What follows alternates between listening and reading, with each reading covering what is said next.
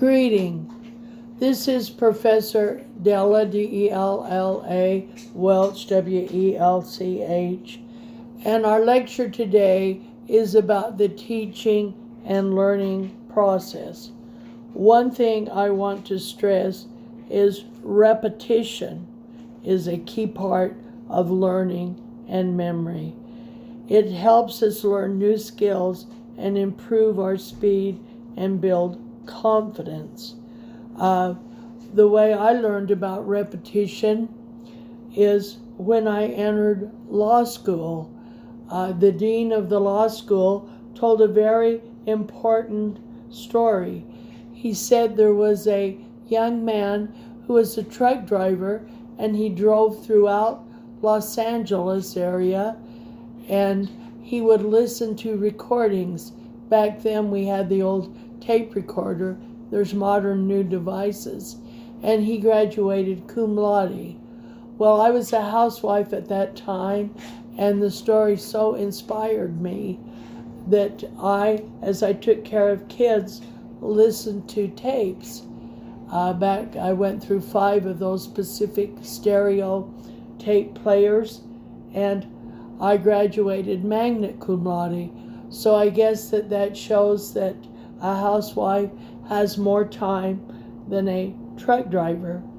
But there were 2 other people listening to those recordings that I didn't know about. My daughter also became an attorney and is now a judge, and my son became an attorney, and he now is in the super lawyers of California. So I got a lot of mileage out of my recordings in order to make learning by repetition much easier. I want to talk about the basic learning model. I also have a doctorate degree in educational administration. I've been over 40 years teaching at the college level and university level, and I've been over 40 years as a licensed attorney. And the basic formula for learning I've never forgotten. The first step is to orient the person to the subject matter, to tell them what the topic will be today for the lecture. And then what you do is you teach them the concepts. You break up the concepts in the smallest pieces, and the teacher is the cheerleader to cheer the student to learn those smallest pieces of the subject. And the next step is to practice. It's like if you want to learn to play the piano, you have to practice. Every job has their road work. One of the things that I liked about practicing is I would make practice tests, and every lecture of the student every week we would be practicing for the final. So when they hit the final, they could say, "That old thing again, I'm yawning my way to an A. I've seen this over and over again."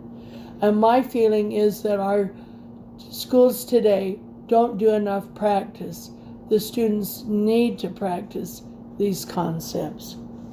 And then you test the student and see how they did, and then you reteach.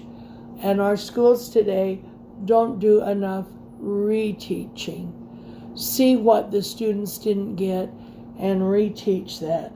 One of the things that I have found very helpful when I teach is to use humor. If you can have the students remember a silly example, then they will learn much quicker. Another thing is to use mnemonics. One of the things when I talked about the intent of the statute, I would say ICI. Was the statute applicable? Was it the intent of the statute to protect this particular class of persons from this type of injury? I And then I would use another mnemonic, P, S, T, P, when you're looking at the terms of a contract. P, who are the parties? What's the subject matter? What is the time for performance? And what is the price? Those are the essential terms for a contract.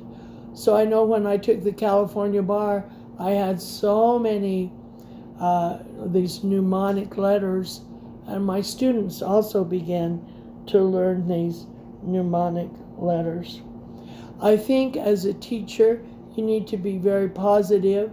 Always be positive with your students. Let them know that they can learn. Let them know that you know the steps to learn. In law school, there were medical doctors that had trouble learning the law. I tutored several medical doctors in the law.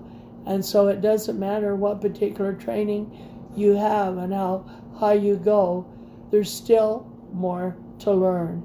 I always say, inch by inch, it's a cinch. Yard by yard, it's very hard. So we're thinking, oh, I guess Trump is maybe going to do away with the Department of Education and give it back to the states.